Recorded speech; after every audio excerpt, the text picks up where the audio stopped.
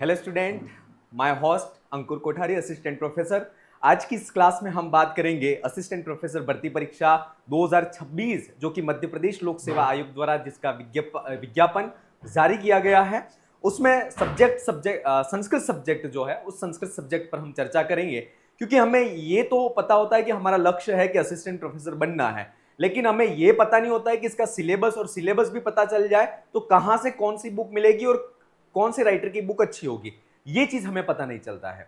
तो आज की इस क्लास में इस सेशन का मुख्य उद्देश्य यह है कि आप असिस्टेंट प्रोफेसर भर्ती परीक्षा जो कि मध्य प्रदेश लोक सेवा आयोग द्वारा आयोजित की जा रही है, उसमें संस्कृत सब्जेक्ट का जो सिलेबस जो कि टोटल 10 यूनिटों में बटा हुआ है, उस 10 यूनिटों में कौन सी यूनिट के लिए या कौन सी गाइड की कौन से राइटर की बुक जो है वो बहुत बढ़िया है, उस पर हम आज की बात करेंगे। और ये सारी चीजें जो हैं वह एक मैं पहले ही आपसे ये चीज कहना चाहूंगा कि ये जो चीजें बुक मैं सजेस्ट कर रहा हूं ये मेरी पढ़ी हुई हैं, मेरी देखी हुई हैं।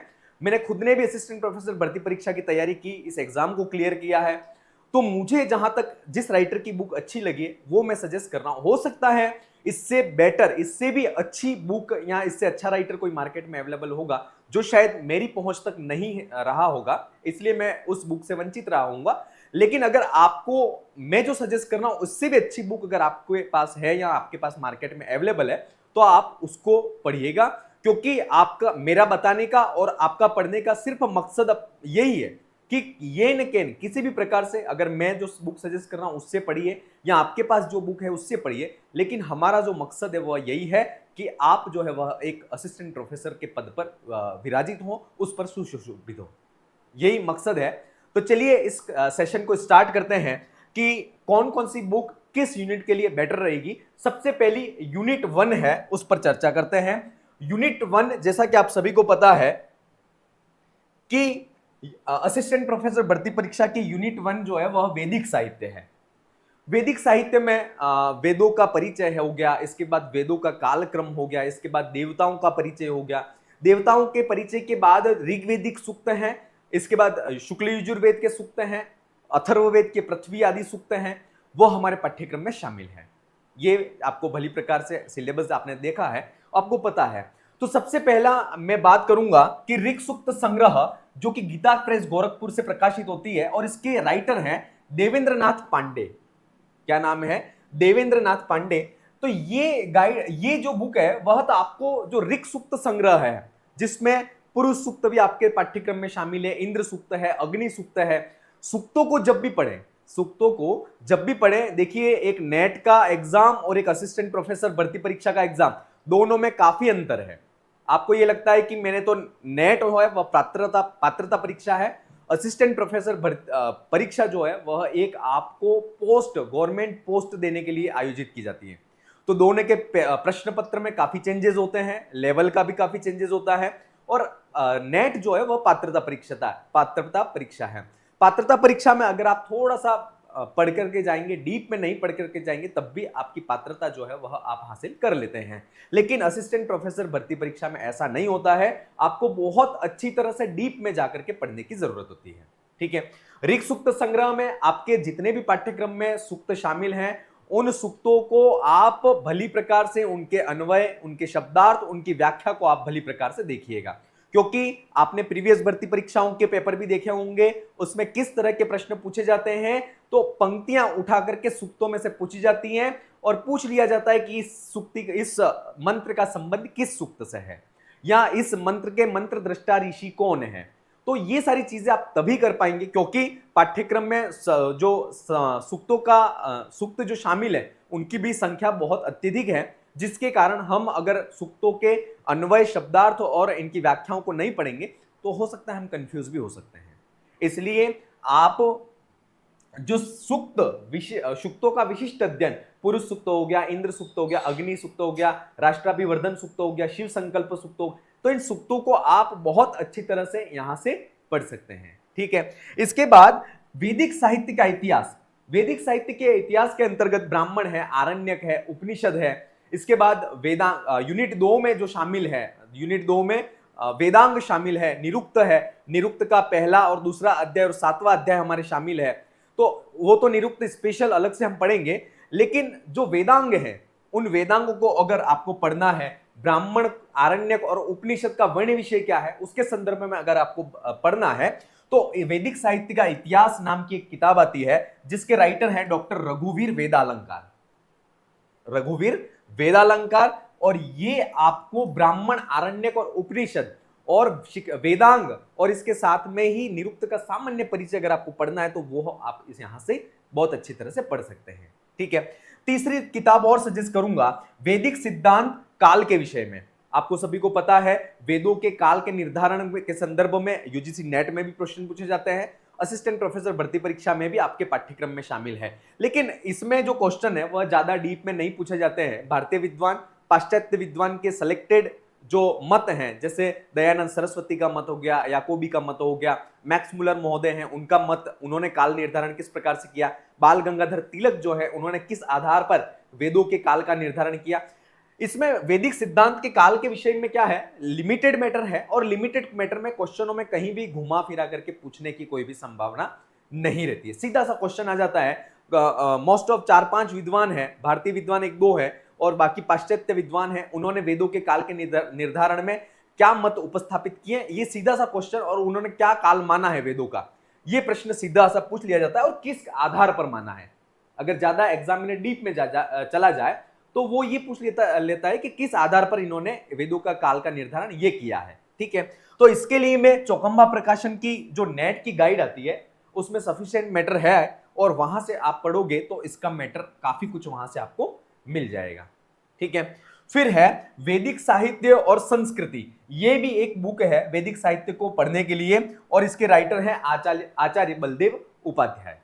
ठीक है, तो ये 4 बुक मैंने वैदिक साहित्य के लिए सजेस्ट किया है। ऋग सूक्त संग्रह, स्पेशली जो सूक्त हैं जिनका विशिष्ट अध्ययन जिन सूक्तों का हमारे पाठ्यक्रम में शामिल है, उसके लिए ये बुक है। और बाकी ये 3 बुक जो है वह ब्राह्मण, आरण्यक, उपनिषद है, इसके बाद वेदांग आदि जो है उसको पढ़ने के लिए ये बुक बहुत अच्छी है। इसके बाद चौखंबा प्रकाशन की जो गाइड है वह आपको वेदांग, वैदिक सिद्धांत के काल के निर्धारण के संदर्भ में जो मत हैं उन मतों को आप वहां पढ़ सकते हैं।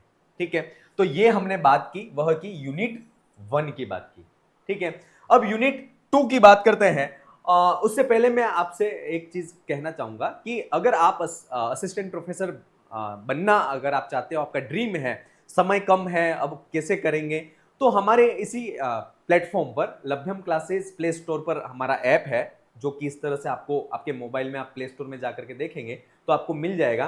तो मध्य प्रदेश लोक सेवा आयोग द्वारा जो पाठ्यक्रम जारी किया गया है, उस पाठ्यक्रम पर आधारित कंप्लीट सिलेबस को कवर करने वाला पाठ्यक्रम हमारे इस प्लेटफॉर्म पर किया गया है जारी, जो कि एग्जाम ओरिएंटेड होगा और कॉन्सेप्ट बेस्ड टीचिंग होगी। वहां पर प्रीवियस ईयर के जो क्वेश्चन है उन पर भी डिस्कस किया जाएगा। एमसीक्यूज, जब इन सारी क्लासों को आप पढ़ लोगे, इसके बाद हमारे इसी प्लेटफॉर्म के द्वारा एमसीक्यूज टेस्ट सीरीज जो है, उस टेस्ट सीरीज का भी आयोजन बहुत जल्दी किया जाना है।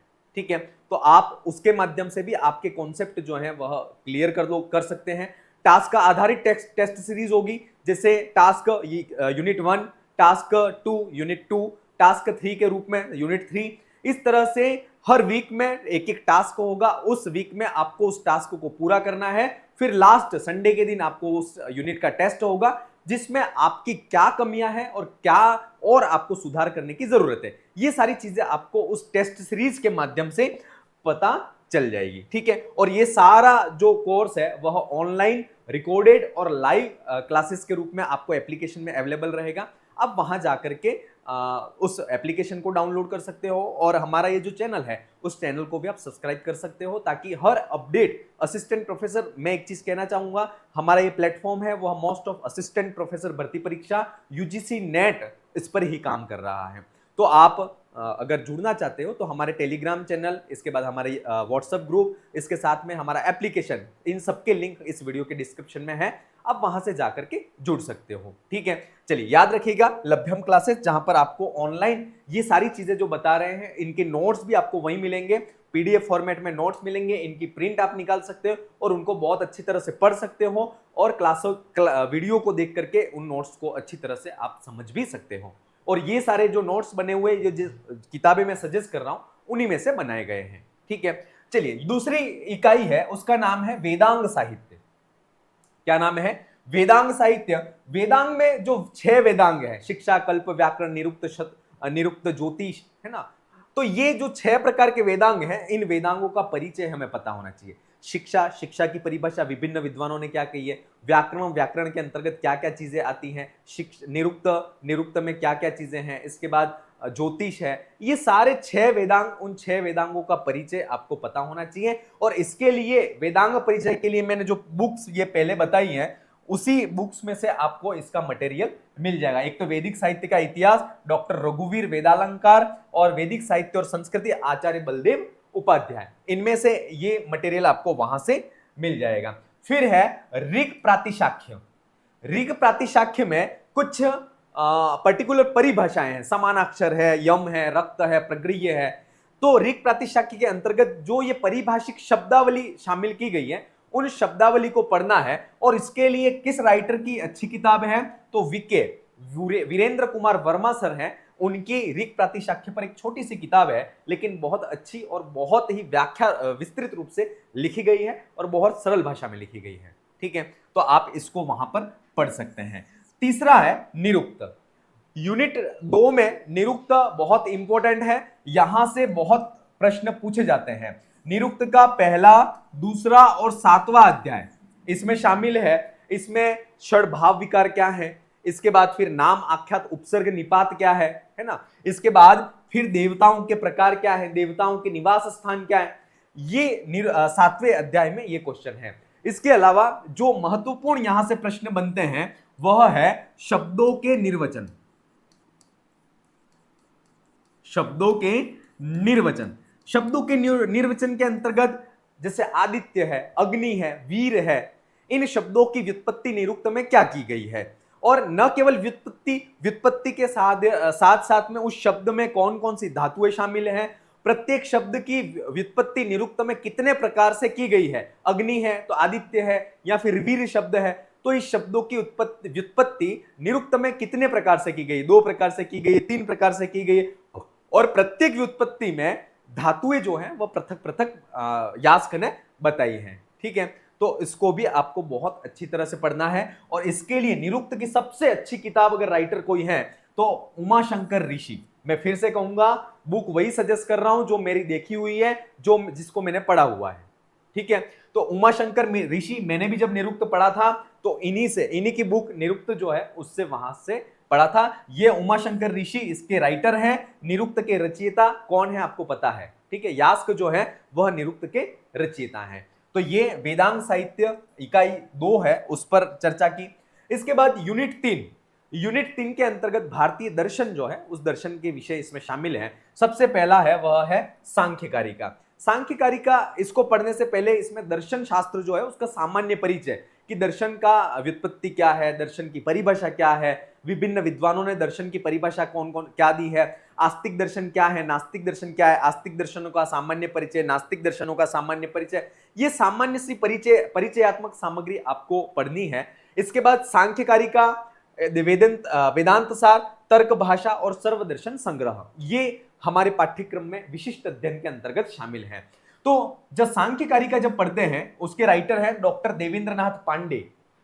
सांख्यकारिका के अंतर्गत हमें पूरी सांख्यकारिका नहीं पढ़नी है। पूरी सांख्यकारिका के अंतर्गत 72 कारिकाएं हैं, आर्या छंदोबद्ध सांख्यकारिका निबद्ध है।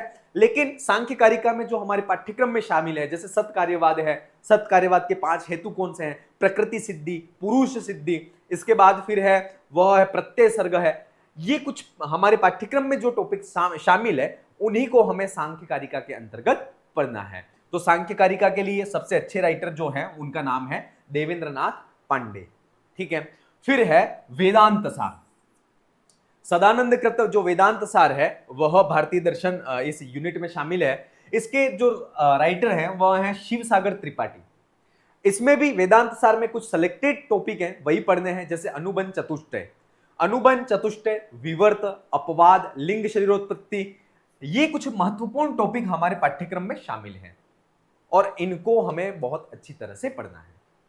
ठीक है, और दर्शन अपने आप में जब मैं तैयारी करता था तब मैं भी ये महसूस करता था कि एक दर्शन और वैदिक साहित्य और एक अर्वाचीन संस्कृत साहित्य, ये ऐसी 3 यूनिट हैं जिनमें से मैथमेटिक्स गणित की तरफ पूरे में से पूरे नंबर लाए जा सकते हैं, पर शर्त यह है कि आपकी तैयारी में वो दम होना चाहिए। अगर आपकी तैयारी में दम नहीं है तो पूरे में से पूरे नंबर भी आपके नहीं आ सकते हैं। ठीक है, तो ये वेदांत सार की बात की। फिर है तर्क भाषा। तर्क भाषा के अंतर्गत प्रमाण, प्रमिति, इसके बाद प्रमाण कितने प्रकार के हैं, इसके बाद इसी में जो है वो अनुमान क्या है, हेत्वाभास क्या है, ये कुछ पाठ्यक्रम में हमारे जो टॉपिक शामिल है उसको तर्क भाषा के अंतर्गत पढ़ना है। और इसके जो राइटर हैं वह तारिणीश झा सर हैं। उन्होंने तर्क भाषा को बहुत अच्छी तरह से लिखा है और बहुत सरल भाषा में भी लिखा है। अगली किताब है सर्वदर्शन संग्रह। स्टूडेंट, राजस्थान के इतिहास में भी मैंने ये देखा है कि सर्वदर्शन संग्रह वहां भी पाठ्यक्रम में शामिल है, राजस्थान आरपीएससी के द्वारा जो आयोजित होने वाला असिस्टेंट प्रोफेसर भर्ती परीक्षा में है। लेकिन उसमें स्टूडेंट क्या करता है, सर्वदर्शन संग्रह नहीं पढ़ता है, सिर्फ सार पढ़ लेता है। लेकिन सार पढ़ने से कोई काम चलना नहीं है, क्योंकि सर्वदर्शन संग्रह हमारे पाठ्यक्रम में शामिल है। सर्वदर्शन संग्रह के अंतर्गत जो षड दर्शन है वह षड दर्शन हमारे पाठ्यक्रम में शामिल है। ठीक है, और इसलिए उसको हमें वहीं से पढ़ना पड़ेगा। सर्वदर्शन संग्रह की सबसे बेस्ट जो बुक है वह उमाशंकर ऋषि जो हैं उनके द्वारा लिखित है, और ये बुक मेरे द्वारा पढ़ी भी गई है और बहुत अच्छी और सरल भाषा में इसको प्रस्तुत किया गया है। ठीक है, तो आप सर्वदर्शन संग्रह को जब भी पढ़ें, आप विभिन्न दर्शनों के सार को नहीं पढ़ें, अपितु सर्वदर्शन संग्रह ला करके उस रेफरेंस बुक से ही इस चीज को पढ़ें। ठीक है, तो ये सर्वदर्शन संग्रह उमाशंकर ऋषि के द्वारा लिखित जो बुक है वह बहुत अच्छी है। फिर इकाई 4 में व्याकरण एवं भाषा विज्ञान। व्याकरण एवं भाषा विज्ञान में सबसे पहली जो किताब है उसका नाम है पाणिनीय शिक्षा। पाणिनीय शिक्षा के राइटर हैं डॉक्टर द्विजेंद्र मिश्र। डॉक्टर द्विजेंद्र मिश्र सर जो है उन्होंने इस पाणिनीय शिक्षा को लिखा है, और इस पाणिनीय शिक्षा का विशिष्ट अध्ययन हमारे पाठ्यक्रम में शामिल है। इसलिए इस रेफरेंस बुक या इसकी टेक्स्ट बुक ला करके ही आपको पढ़ना पड़ेगा। ठीक है, इसके बाद है लघु सिद्धांत कौमुदी और सिद्धांत कौमुदी। लघु सिद्धांत कौमुदी के अंतर्गत कुछ टॉपिक हमारे जैसे स्त्री प्रत्यय है, कृत प्रत्यय है, इसके बाद अपत्यर्थीय मतवर्थीय प्रत्यय हमारे शामिल हैं। इसके बाद सिद्धांत कौमुदी के अंतर्गत कारक प्रकरण। सिद्धांत कौमुदी का कौन सा प्रकरण, कारक प्रकरण हमारे पाठ्यक्रम में शामिल है, और इसके लिए अर्कनाथ चौधरी सर और इसके बाद डॉक्टर राममुनि पांडे सर, इनकी लघु सिद्धांत कौमुदी और सिद्धांत कौमुदी की बुक बहुत अच्छी है, बहुत अच्छी तरह से सूत्रार्थ को स्पष्ट किया गया है। फिर आता है भाषा विज्ञान।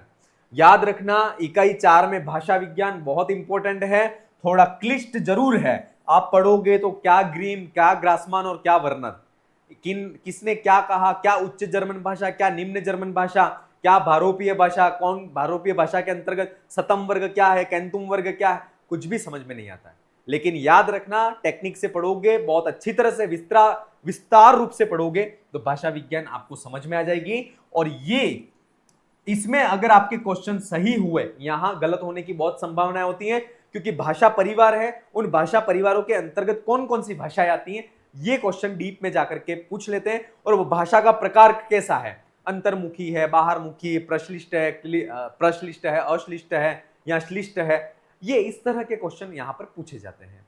ग्रीम, ग्रासमान, वर्नर, क, त, प, ये ध्वनियां ग्रीम नियम के अनुसार किसमें परिवर्तित होती हैं, ग, द, ब ध्वनियां जो हैं वह किसमें परिवर्तित हो जाएंगी ग्रीम नियम के अनुसार। ग्रीम नियम भी 2 प्रकार के हैं, ग्रीम का प्रथम नियम, दूसरा नियम, है ना। तो प्रथम नियम भारोपीय भाषा से जर्मन भाषा, फिर दूसरा नियम है वह निम्न जर्मन से उच्च जर्मन भाषा में परिवर्तन।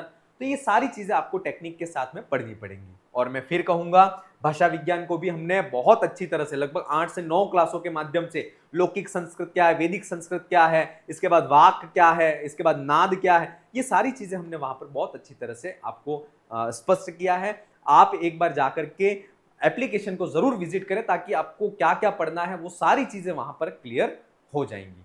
ठीक है, तो ये भाषा विज्ञान में कौन कौन से राइटर अच्छे हैं, डॉक्टर भोलानाथ तिवारी, डॉक्टर कर्ण सिंह और कपिल देव द्विवेदी, ये 3 भाषा विज्ञान के लिए बेस्ट किताब है। लेकिन बेस्ट इसमें से भोलानाथ तिवारी सर की जो किताब है ये मैंने बहुत अच्छी तरह से पढ़ी है और मेरे को बहुत अच्छी तरह से ये समझ में भी आ रही थी।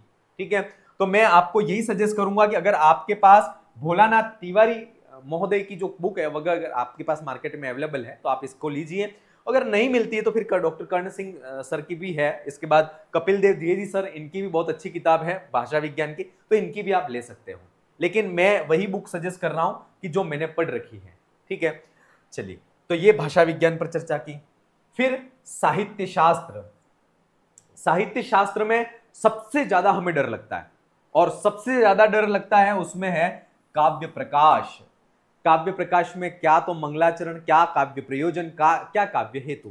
फिर थोड़ा सा और आगे बढ़ते हैं तो अभिहितान्वयवाद, अन्विता विधानवाद, यहां तक हम जो है वह उलझ करे जाते हैं। फिर थोड़ा सा और आगे बढ़ जाए तो शब्द शक्तियां, शब्द शक्तियों में अभिधा, लक्षणा, इसके बाद व्यंजना, इसमें भी फिर हम उलझ जाते हैं। लेकिन जरूरत है एक बहुत अच्छी तरह से बहुत अच्छी रेफरेंस बुक से पढ़ने की, तो सारी चीजें आपकी क्लियर हो जाएंगी। ठीक है, तो काव्य प्रकाश के राइटर आचार्य विश्वेश्वर सर है, इनकी काव्य प्रकाश इन्होंने बहुत अच्छी तरह से व्याख्या की है। इसके अलावा भी काव्य प्रकाश की व्याख्या और भी मार्केट में अवेलेबल है, चौखंबा प्रकाशन की भी बुक्स काव्य प्रकाश की अवेलेबल है, तो वहां से भी आप काव्य प्रकाश की लगभग सभी जो विद्वान हैं उन्होंने बहुत अच्छी तरह से व्याख्या की है, क्योंकि काव्य प्रकाश अपने आप में बहुत क्लिष्ट है, और काव्य प्रकाश की व्याख्या करना, एक इतना प्रयास करना ही अपने आप में बहुत बड़ी बात है। और जिन लोगों ने प्रयास किया है वह निश्चित सफल भी हैं, रहे हैं, और बहुत अच्छी तरह से उन्होंने व्याख्या भी की है। लेकिन मैं आचार्य विश्वेश्वर सर की जो काव्य प्रकाश है वो बहुत अच्छी है। इसके अलावा भी बहुत सी किताबें काव्य प्रकाश की आपको मार्केट में अवेलेबल हैं, तो काव्य प्रकाश के लिए मैं सजेस्ट करूंगा कि आप रेफरेंस बुक लाइए और वहीं से आप इसको पढ़िए। दूसरी किताब ध्वन्यालोक का प्रथम उद्योग हमारे पाठ्यक्रम में शामिल है। इस ध्वन्यालोक के प्रथम उद्योग में 19 कारिकाएं हैं। 19 कारिकाओं में भी जो 3 अभाववादी, भक्तवादी और अलक्षणीयतावादी, बाकी सारी कारिकाएं तो ठीक है, समझ में आ जाती हैं, लेकिन अभाववादी, भक्तवादी और अलक्षणीयतावादी, ये इनके मत क्या हैं ये समझ में आना बहुत जरूरी है। और ये इसके संदर्भ में जो क्लासें हैं वह मैंने यूट्यूब पे भी डाल रखी हैं, आप उसको वहां से बहुत अच्छी तरह से पढ़ सकते हैं। ठीक है, फिर है काव्य मीमांसा। राजशेखर प्रणीत काव्य मीमांसा हमारे पाठ्यक्रम में है, और इसके व्याख्याता जो है या व्याख्याकार है डॉक्टर रविकांत मणि, इन्होंने काव्य मीमांसा की बहुत अच्छी तरह से व्याख्या की है। इसके बाद वक्रोक्ति जीवितम डॉक्टर रमाकांत पांडे, औचित्य विचार चर्चा साहित्य दर्पण सत्यव्रत सिंह, चौखंबा प्रकाशन से प्रकाशित होती है, और रस गंगाधर। ठीक है, इसमें वक्रोक्ति जीवितम, औचित्य विचार चर्चा, साहित्य दर्पण और रस गंगाधर, इनका सामान्य परिचय ही हमारे पाठ्यक्रम में शामिल है। इनका सामान्य परिचय ही हमारे पाठ्यक्रम में शामिल है, इसलिए इनको आप सामान्य रूप से इनके परिचयात्मक सामग्री जो है वही आपको पढ़नी है। ठीक है, तो इसके लिए मैं औचित्य वक्रोक्ति जीवितम के लिए तो डॉक्टर रमाकांत पांडे सर है, उनकी वक्रोक्ति जीवितम अच्छी है, पतली बुक भी है। साहित्य दर्पण के लिए चौखंबा प्रकाशन से प्रकाशित होने वाली सत्यव्रत सिंह जो सर हैं उनकी व्याख्या की, उनके द्वारा की गई है, ये बुक अच्छी है। रस गंगाधर और औचित्य विचार चर्चा के लिए आप किसी भी राइटर की बुक जो है वह पढ़ सकते हैं, और उसकी परिचयात्मक जो सामग्री है उसको वहां से इकट्ठा कर सकते हैं। ठीक है, तो ये यूनिट 5 की बात की।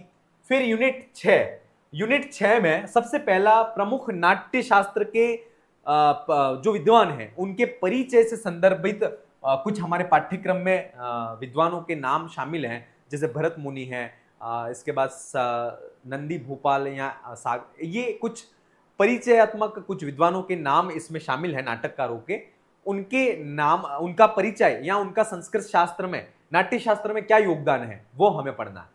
ठीक है, और इसके लिए संस्कृत साहित्य का इतिहास उमाशंकर ऋषि महोदय जो हैं उनका उमाशंकर ऋषि, इनका जो संस्कृत साहित्य का इतिहास है वह बहुत अच्छा है, वहां से आप पढ़ सकते हैं। इसके बाद एक किताब और भी है, प्रमुख जो नाट्य शास्त्रकार हमारे पाठ्यक्रम में शामिल है, जिनका संस्कृत शास्त्र में क्या योगदान है ये हमारे पाठ्यक्रम में शामिल है। इसके लिए अलंकार शास्त्र का इतिहास, ये सबसे बेस्ट बुक है, सबसे बेस्ट बुक है। इसके रचनाकार, इसके व्याख्याता जो है वह रमेश चंद्र घुसिंगा, रमेश चंद्र घुसिंगा इसके व्याख्याता हैं, और ये बहुत अच्छी बुक है, और लगभग जितने नाट्य शास्त्रकार आपका योगदान या परिचय आपके पाठ्यक्रम में शामिल है वह इस बुक में मिल भी जाता है। ठीक है, फिर अगला नाट्य शास्त्र का पहला, दूसरा और 7वां अध्याय हमारे पाठ्यक्रम में शामिल है। इसके लिए डॉक्टर रूप नारायण त्रिपाठी, डॉक्टर यशवंत कुमार जोशी और बाबूलाल शुक्ल, ये 3 राइटरों की बुक मैंने सजेस्ट की है, और इसमें डॉक्टर रूपनारायण त्रिपाठी और यशवंत कुमार जोशी, जिन्होंने प्रत्येक प्रेक्षागृह हो तो उस प्रेक्षागृह आदि का सचित्र वर्णन उस किताबों में किया है ना। कौन सा प्रेक्षागृह कितना होगा, उसकी लंबाई क्या होगी, उसकी चौड़ाई क्या होगी, रंग मंडप क्या होगा, उसकी साइज क्या हो, ये सारी चीजें नाट्य शास्त्र में डॉक्टर रूपनारायण त्रिपाठी और यशवंत कुमार जोशी इन्होंने अपनी मुक्ति किताबों में की है। फिर है दश रूपक। दश रूपक के लिए डॉक्टर केशव मुसलगांवकर सर हैं, उन्होंने इस दश रूपक की बहुत अच्छी तरह से व्याख्या की है, तो ये दश रूपक भी आपको पढ़ना है। इसमें दश रूपक में जो है वह नृत्य, नाट्य है ना, ये इसके संदर्भ में प्रश्न पूछे जाते हैं, जो कि प्रारंभ में ही है। नृत्य क्या है, नृत्य क्या है, अभिनय क्या है, इसके बाद फिर गान क्या है, प्रेक्षागृह, अर्थोपक्षेपक क्या है, अर्थ प्रकृतियां क्या है, इसके बाद नाटक की जो संधियां हैं, मुख प्रतिमुख आदि, ये सारी चीजें यहां पर इसमें पूछी जाती हैं। फिर है नाटक, संस्कृत नाटकों का परिचय, संस्कृत साहित्य का इतिहास, उमाशंकर ऋषि, और संस्कृत साहित्य का इतिहास, बलदेव उपाध्याय। विभिन्न संस्कृत के जो नाटक है, स्वप्न वासवदत्तम हो गया, अभिज्ञान शाकुंतलम हो गया, उत्तर रामचरित, ये कुछ संस्कृत के जो नाटक हैं, उन नाटकों का सामान्य परिचय हमारे पाठ्यक्रम में शामिल है। कौन कौन से नाट्य हमारे पाठ्यक्रम में है वो आपके पाठ्यक्रम में लिखे हुए हैं। उन सबके लिए जो बुक है वह है, एक तो संस्कृत साहित्य का इतिहास जो कि उमाशंकर ऋषि द्वारा लिखित है, और दूसरी जो किताब है उसका नाम है संस्कृत साहित्य का इतिहास, और उसके राइटर है बलदेव उपाध्याय। ठीक है, तो ये दोनों बुक भी मार्केट में आपको अवेलेबल हो जाएंगी और बहुत अच्छी किताबें हैं। यूनिट 7 की जब बात करें तो यूनिट 7 का नाम है इतिहास एवं पुराण। इतिहास और पुराण के अंतर्गत रामायण, महाभारत और पुराण, रामायण, महाभारत और पुराण, ये तीन टॉपिक, ये तीन हमारे पाठ्यक्रम में शामिल है। और इसके लिए संस्कृत साहित्य का इतिहास उमाशंकर ऋषि और संस्कृत साहित्य का इतिहास बलदेव उपाध्याय, ये दोनों बुकें बहुत अच्छी हैं। इसमें देखिए रामायण, महाभारत और पुराण में पूछा क्या जाता है, तो रामायण और महाभारत में तो रामायणकालीन और महाभारतकालीन समाज क्या थी, उस समय सामाजिक व्यवस्थाएं क्या थी, ये पूछे जाते हैं। इसके बाद प्रमुख आख्यान, जैसे पुरूरवा उर्वशी आख्यान का संबंध महाभारत के किस पर्व से है ना, ऐसे कुछ आख्यान आदि हैं। या फिर उपजीविता, कुछ रामायण और महाभारत की उपजीविता के आधार पर संस्कृत साहित्य का सृजन हुआ है। तो जैसे बात करें अभिज्ञान शाकुंतलम, वो अभिज्ञान शाकुंतलम की का उपजीविता क्या है या उपजीविता का आधार क्या है, तो वो महाभारत के आदि पर्व से लिया गया है। तो ऐसे क्वेश्चन जो है वह इसमें पूछे जाते हैं। पुराणों की जब बात करते हैं तो पुराण में सात्विक, तामसिक, है ना, ये राजस, 3 प्रकार के पुराण हैं। तीनों पुराणों में 3 देवताओं की प्रमुखता या स्तुति के आधार पर पुराणों का विभाजन 3 प्रकार से किया गया है। किस पुराण में क्या विशिष्ट वर्णन है, ये चीजें पूछी जाती है।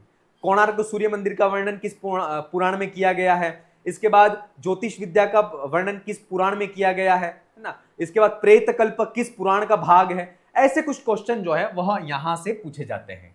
ठीक है, तो ये चीजें आपको संस्कृत साहित्य का इतिहास उमाशंकर ऋषि और संस्कृत साहित्य का इतिहास बलदेव उपाध्याय की जो बुक है वहां से आपको मिल जाएंगी।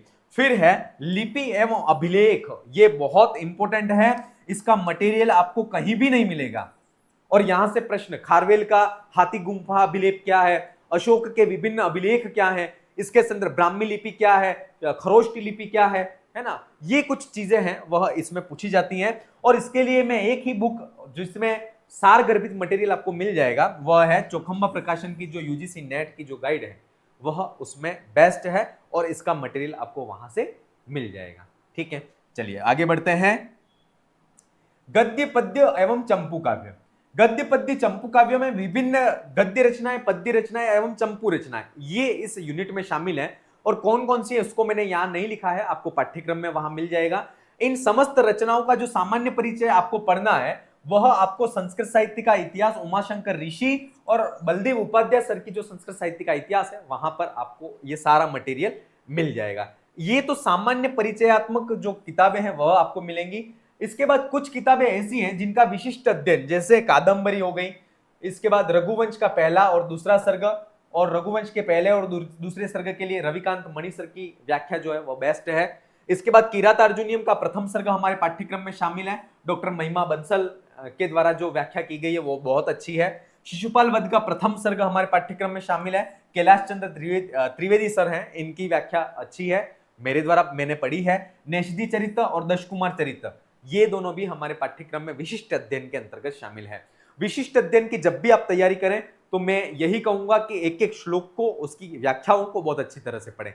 नोट्स पे नहीं जाएं, क्योंकि नोट्स जो है वह बहुत सेलेक्टेड चीजों के बनाए जाते हैं, संपूर्ण पाठ्य सामग्री का आधार बना करके नहीं बनाए जाते हैं। इसलिए रेफरेंस बुक लाइए और एक एक चीज को आप बहुत अच्छी तरह से पढ़िए, क्योंकि जितना बड़ा टारगेट है उतनी ही मेहनत भी हमारी उतनी ही बेस्ट होनी चाहिए। ठीक है, अब 9वीं यूनिट है, उस 9वीं यूनिट के अंतर्गत धर्मशास्त्र तथा अर्थशास्त्र, ये यूनिट जो है वह आपको बहुत टफ लग रही होगी कि इसमें क्या पढ़ना है, क्योंकि इसमें मनुस्मृति, याज्ञवल्क्य स्मृति और कौटिल्य का अर्थशास्त्र समझ में ही नहीं आता, तीनों में कंफ्यूज हो जाते हैं। मनुस्मृति का याज्ञवल्क्य स्मृति में हो जाता है, याज्ञवल्क्य स्मृति का अर्थशास्त्र में, कौन सा किसका वर्णन था नहीं समझ में आता। इसके लिए आपको मनुस्मृति में व्यवहार अध्याय हमारे पाठ्यक्रम में शामिल है, लगभग 300, 350, 400 श्लोक इसमें है, लेकिन इसमें सेलेक्टेड चीज आपको निकालनी पड़ेगी, उसके नोट्स बनाने पड़ेंगे और वहीं से आपको ये सारी चीजें पढ़नी पड़ेंगी।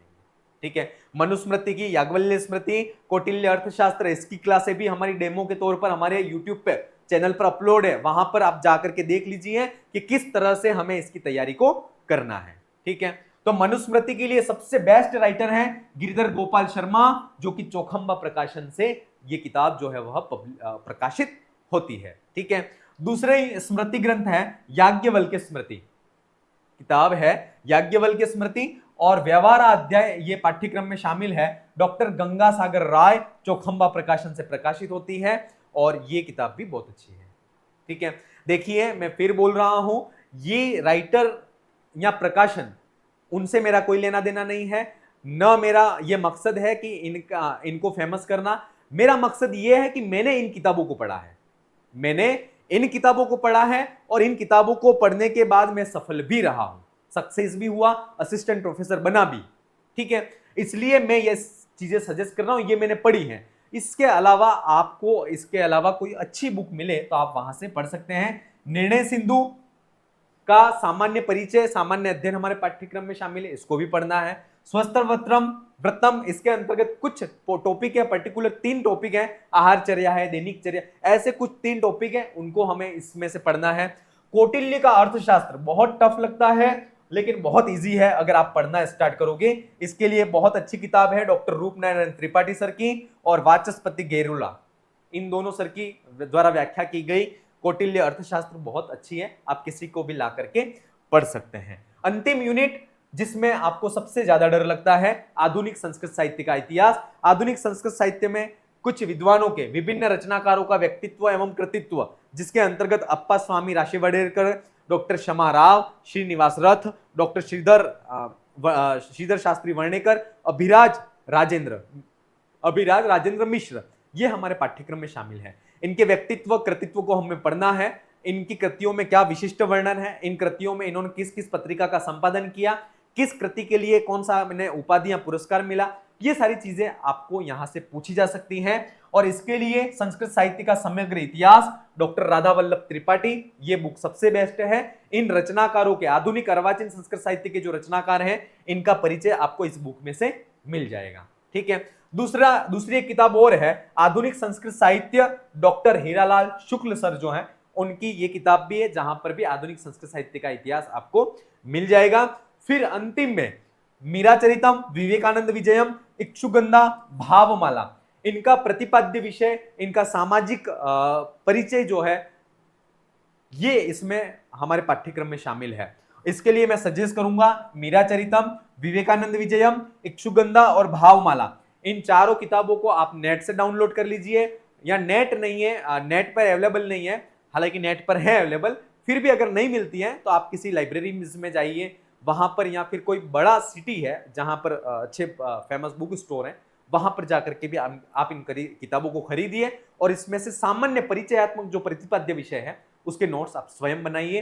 तो इस प्रकार से जो यूनिट 10 है, उस यूनिट 10 की जो महत्वपूर्ण किताबें हैं उस पर हमने चर्चा की। ठीक है, चलिए आज के सेशन को विराम देते हैं। अगर आप भी चाहते हैं असिस्टेंट प्रोफेसर बनना और आप भी जुड़ना चाहते हो लभ्यम क्लासेस के ऑनलाइन प्लेटफॉर्म से, तो आज ही डाउनलोड कर लीजिए लभ्यम क्लासेस। आपको संस्कृत विषय से संदर्भित या संबंधित सारा स्टडी मटेरियल आपको वहां पर मिलेगा। चलिए, नई उम्मीद नई आशा के साथ में हम फिर मिलेंगे। आप अपनी तैयारी को जारी रखिए। धन्यवाद।